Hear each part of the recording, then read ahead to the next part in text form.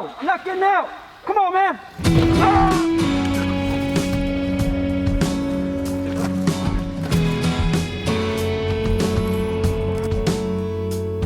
I'm Sergeant Eamon O'Reilly with the Washington County Sheriff's Office. I am currently supervising the canine team. The team with the Sheriff's Office, we have currently 6 members.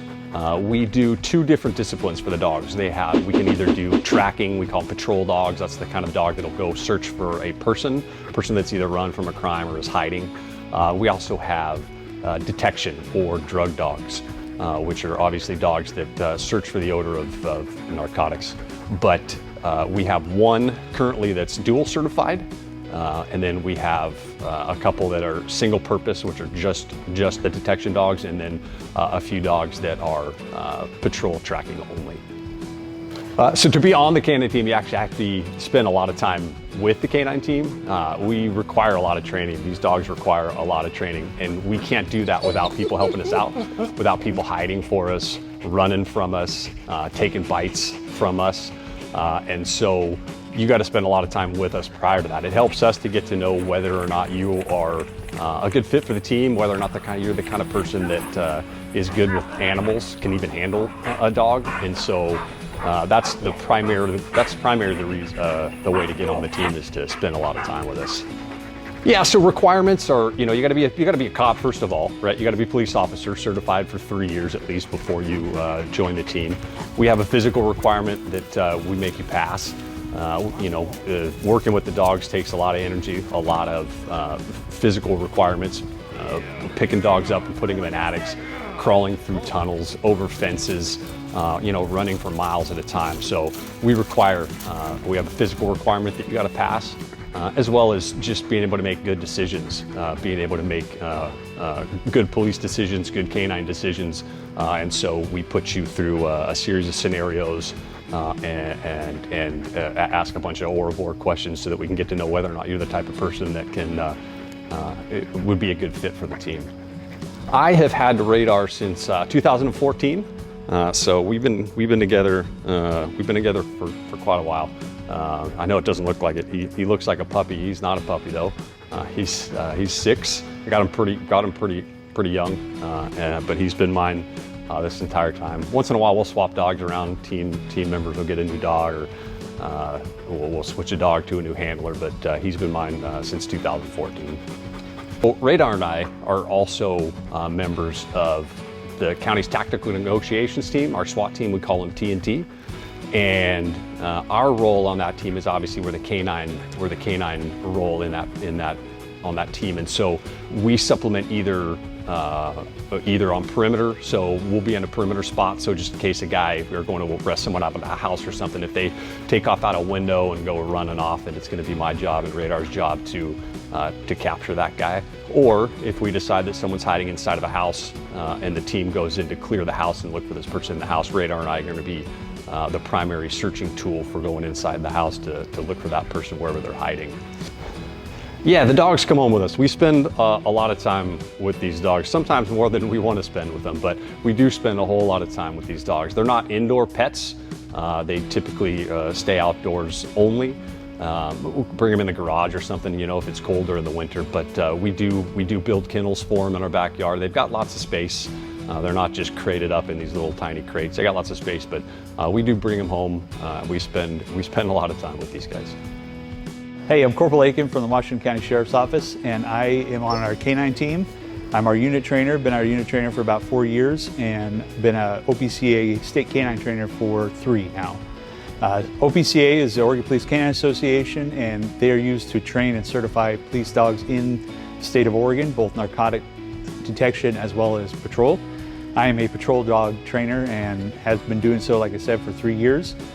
Being able to certify dogs, run them through basic canine schools, get them certified in patrol work, as well as I've done a narcotic detection school with our newest narcotic detection dog. So we buy our dogs all from vendors down anywhere in the country, but mainly down in California. We use vendors to get good trained dogs, usually from Europe, but my dog was what we call green. He wasn't a titled dog. That's a whole canine certification process used for sport. Our dogs, we start from basic obedience during our school and then work our way up to human detection, tracking fresh human scent, handler protection, as well as article searches and the like. For patrol side, for narcotic detection side, we work on odor recognition for us, 3 specific odors: meth, heroin, and cocaine, and we work on getting that odor detection going, as well as getting them certified through OPCA. So the schools can vary. Typically we do a 10-week patrol dog school, but they can vary, be a little shorter, even longer if the dog needs it. But typically we do 400-hour, 10-week patrol dog school, and then for narcotic detection we do between 200 and 300-hour school. So our Wednesday training days are pretty basic. We work on our obedience. We start with obedience, human tracking, human searching. We use this facility quite a bit to work on building searches, different obedience and aggression or bite work. That's suspect apprehension by bite. And we use this building quite a bit for that, to just expose the dog to different scenarios that we can come up with. We try to come up with whatever scenario we've seen on the road with our experience, as well as other handlers' experience, to make sure that the dogs are ready for anything that they're thrown at them during the week. Thank you. Down. So Deputy Pelletieri and Mays here are working on basic obedience, and basic obedience is the baseline for everything we do for canine, starting from day 1 all the way through till the day the dog retires, and even past that. We try to get the dog out a couple times a day, even during our shift, to do some basic obedience, and it shows basic control of our dog on calls and during different training scenarios, as well as helps us have a baseline for the dog to teach new tricks. As you guys would see, that is a trick, but teach new things to the dog starting from day 1 with, hey, this is a sit, this is a down, and the dog gets a toy as a positive reward or positive reinforcement training for the dog. So you can hear Deputy Pelletieri using different languages. Some of our dogs are trained in German, French, Dutch, and English. So we have a mix of all the languages with a lot of our dogs. Depending on where the dog comes from, he may have a basic understanding of certain commands in different languages. Hip. Watch.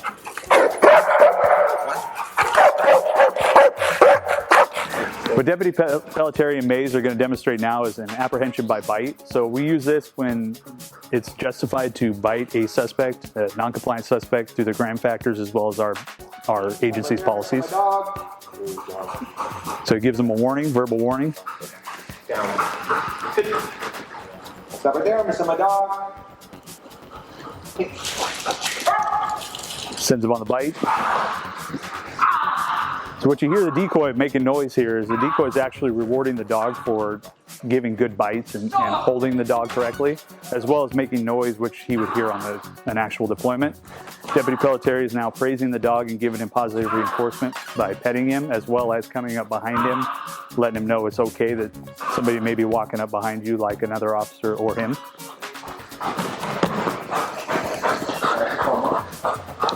Hey, out! Come. This is what we do when we send our dog on a bite on a suspect and they give up. Hands are up. Dog comes back, and then he gets a reward by going to go bite in training. He really throws himself into it. Canine's the only use of force tool that we can actually recall after it's been deployed. Any other kind of use of force tool that we have, tasers, 40s, beanbag shotguns, once they're gone, they're gone. Canine is something we can actually recall. All right, so what Corporal Akin and Stark are about to do here is a building search. Obviously, this is a training search, but this is exactly what they would be doing in the real world, searching for a suspect who's hiding inside of a building, right? So when you hide, obviously you can hide your body, but you can't hide your odor. Your scent is going to pool and your scent's going to start spilling out into the room, and that's what the dog is searching for. The dog is trained to locate fresh human scent, so it's going to find the odor, but it's going to continue to search until it finds what we call the source of the odor. When it finds the source of the odor, we know that's where the suspect's hiding, and the dog is going to alert by either barking at the suspect or where the suspect is hidden, or scratching at whatever the suspect is hiding in or on, letting us know that this is where the suspect is. That's where the suspect is, and I can't get any closer. So they're just going to keep barking and scratching until we have rewarded them or until they have reached the suspect. This is Deputy Terry and his narcotic detection dog Chase, and what they're doing right now is walking around the outside of a vehicle. We do this on regular patrol or narcotic investigations out on the road, looking for the odor of narcotics. As you can see, Chase is having a change of behavior and alerting on the odor of narcotics now. See his tail's wagging, he's sniffing, now he's scratching. That's what we call an alert on the odor of narcotics. So what you saw there is Deputy Terry gave him his toy, and that's what he works for. He's working for a reward, positive reinforcement like we talked about in the bite work and obedience side. We do the same in narcotics. So he's looking for the odor of narcotics, he's alerting, and he gets his reward of a toy. Now we're doing an interior search of the vehicle, or sniff.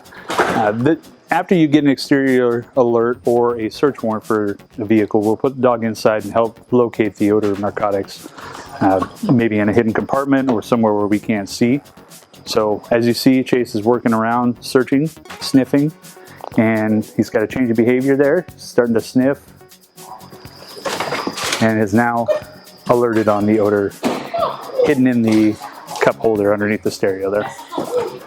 Now, Deputy Terry and Chase are going to do an interior search of a room. We would use this on a search warrant or even consent to look for odor of narcotics inside a building, house, office, school even.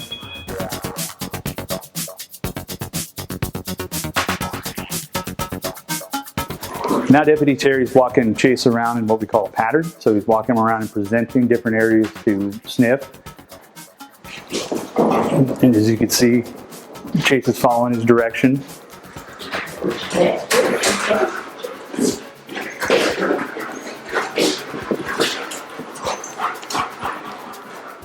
So what he's doing is he's going back to odor. So there's narcotics up there on that top file cabinet. And you actually saw he left it and came back to it, which we teach our dogs obedience to odor, which means instead of following Dad, telling him where to go, if you smell something, go find it and alert to it.